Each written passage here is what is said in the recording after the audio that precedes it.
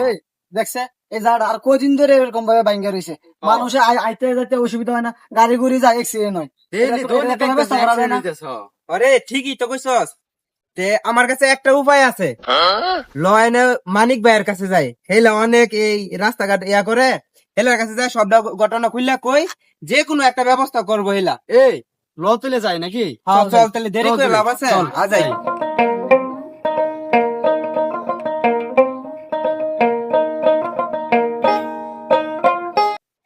আইদি ওই যে মানিক ভাই খার শেয়ার করি কথাটা। মানিক ভাই। মানিক ভাই অনেকটা কাম হয়েছে।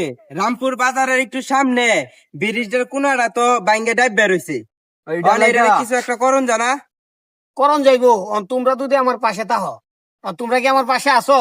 অবশ্যই। তাহলে কথা দেও, এই যে কথা দিলাম আপনার পাশে আছি আমরা। তাহলে তোমরা যাও হেন কে বউগা, আমি বাইক যাই আমার আয়াম।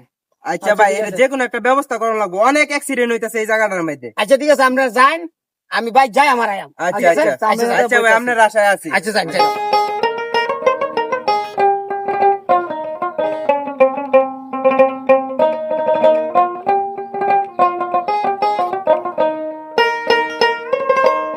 বাইশটা সামনে যাইবা।